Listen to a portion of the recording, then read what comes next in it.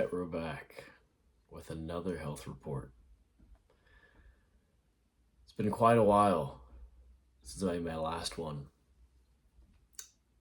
So I apologize for any confusion or anything on consistent reporting, but I guess it felt right to kind of wait and do stuff for a bit until I report again. So here we are. This is a time period from August 2025 to May 2026.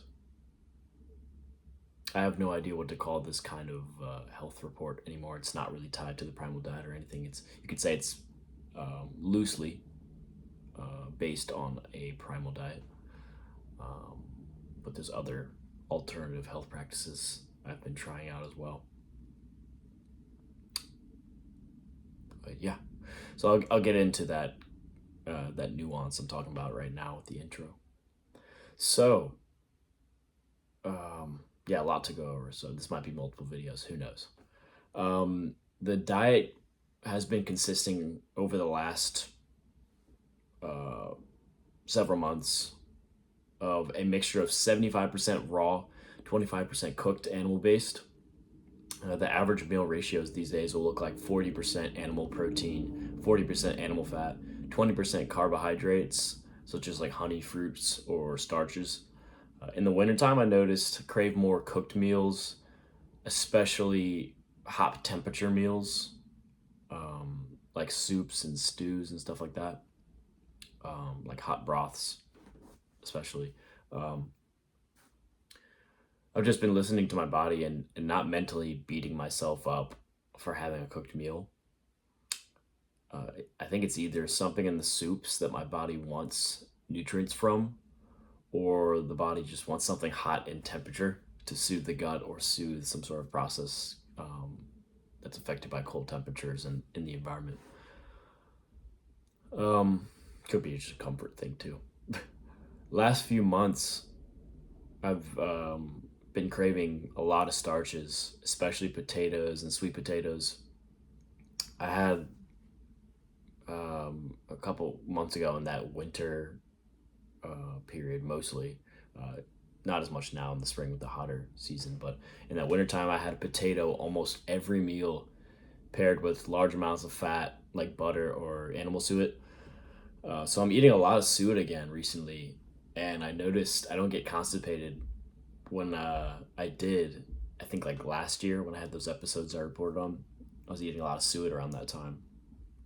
I had a constipation, but now I don't. So I think it has something to do with how hydrated my body is now, and I feel less dehydrated overall. I think so. It might be something with hydration, and so on the topic of hydration, I've still been consuming the sea salt dissolved in water, also called in the health world as plasma. I don't go by strict routines or dosages with the salinity. I only put enough salt in the water to keep my mineral levels satisfied. So essentially, I eyeball how much salt to put in to my water or whatever I'm putting the salt on to my body's desire.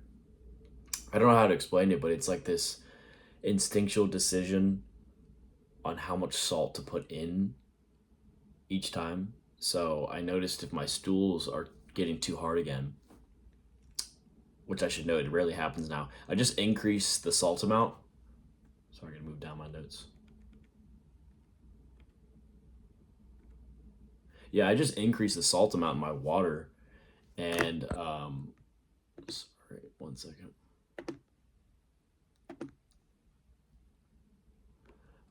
I increase the salt amount in my water, and I increase the amount of plasma I drink per day, and the stool stops becoming hard and dry, and the constipation goes away. So that's been a great addition to hydrating the body in a certain way and getting things lubricated in a way. That's what it feels like, mineralized and functioning better. at least those internal. I forgot what the scientific name is for the movement of the bowels, but all that stuff going on, digestion, whatnot. So I also consume salt almost with every meal now, and um, I've been doing that probably since my last report. More so, maybe a month or so after that last report, I was doing consistently instead of sparingly. Um, and when I salt to taste, I find this increases my appetite in a big way, helpful way. And I'm able to digest my meals better, I feel like, and I'm not feeling nauseous after my meals like I used to without the salt added to my meals. So, after experimenting with salt again, I think there is a time and place for salt consumption. I don't think we should be constantly forcing salt intake when we don't feel our body needs the boost of concentrated minerals. And when we do need some extra minerals, we feel like, I say we salt to taste as our body desires. That's kind of how I feel about it. So, uh, moving on, some negatives that I have noted from this time period is um, I have general coming and going of physical fatigue throughout the day, and that has not improved over the past years. Pretty much had that all my life, I feel like, though. I still energy crash sometimes in the middle of the day, even after getting consistently at least 7 hours of sleep every night. And most days I get 9 hours, which is awesome. But I think there's so many compounding factors to take into account, such as like blue light exposure habits that I have that are bad, like using LED screens late at night. And I have a habit of staying up to like 11 p.m. almost every night, which I know is not ideal either for circadian rhythm. This could be a number of things. So general fatigue is something I struggle with, and I'm always trying to figure out how to attack that solution. So another negative is hair loss and hair thinning is still a challenge for me. I noted that in my last report. And so I've noticed several hairs come out of my head whenever I comb my hand through the scalp or wash the scalp. I don't stress too much about it. It is what it is. Because stress definitely makes hair loss worse. That's what I've noticed. You'll get way more hair loss and destruction of the hair when you just stress about it every 5 seconds. So I just try to support the scalp as much as possible now. I took pieces of advice from a hair improvement protocol from this guy called Self Maxer. I found him on YouTube randomly. He suggests using a lot of nourishing and protective oils, topical oils. Is what I was reading mostly. There's a lot of supplements and things you can take, but I didn't really get into that. I did more of the topical protective oils, powders, and serums that you put on the scalp and the hair in order to promote hair growth and strength and support it, especially in this increased toxicity environment that we live in. We just support more than we maybe needed to, decades ago. So just giving that extra support just in case your hair needs it, from detoxing and whatnot. But he says, the protocol creator, he says most of the hair loss comes from toxins and scalp tension, which I'd never really heard of. Scalp tension, I had no idea what it was until you really diagnose it on yourself, and you feel the scalp tension. It's hard to move the scalp. It's very tight. And so I've been doing scalp massages. You can find YouTube videos on that. There's a lot of good examples out there, actually, which is great. And some of his oil applying protocols I've tried for a couple months, um, slightly doing them still now. Variations, more or less, they contained like eggs, honey, rosemary oil, peppermint oil, castor oil, avocado oil, and all oils like that. Um, you can kind of see where the list goes on and on. Um, Kind of maximizing, as is the popular term says now, maximizing your nutrients, maximizing your protective product application. They seem to feel soothing and protective to the inflamed scalp, and they help calm any dryness in the scalp as well. So that's been, a positive. Added the negative.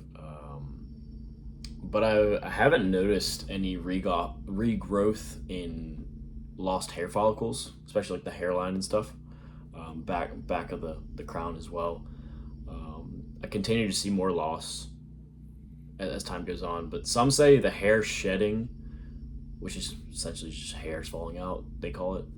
Um, it may have to occur so that the weaker hairs can be replaced by new, stronger hairs that you're supporting and trying to build back. Um, so it could be something to that. Uh, I mean, I guess another positive I have noticed is some hair volume increase. So the actual shine and density of the hair looks thicker after these oil applications, these hair masks and serums and things.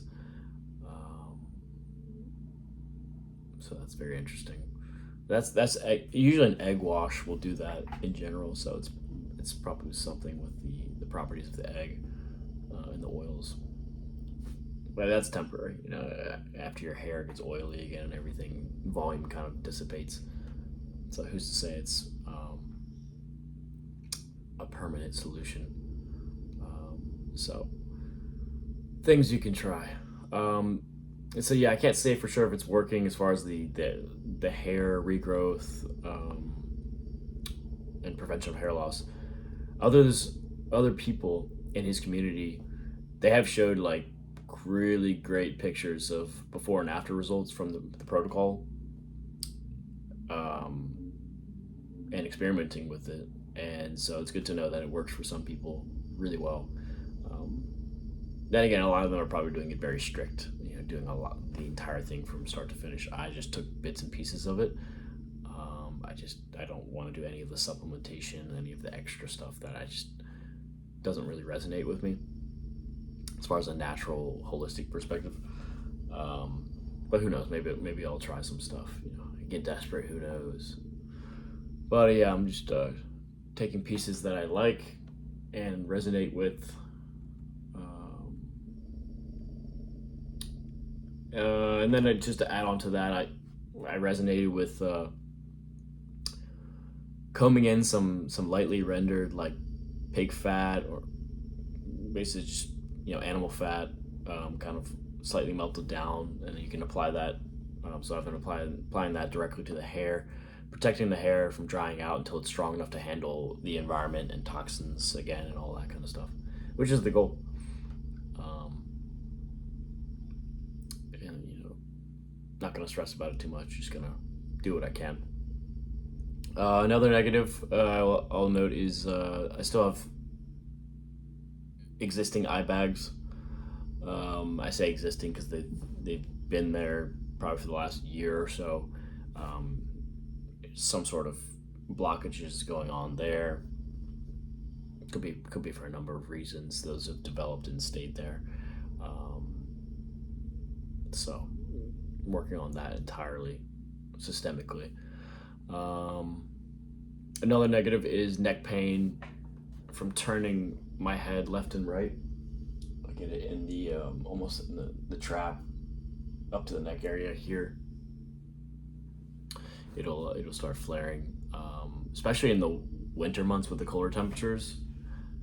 Notice that. It's really interesting, but it's not as bad as in the warm temperatures I've noticed. So that's good. I think I'm gonna have to make another part. It's about to end.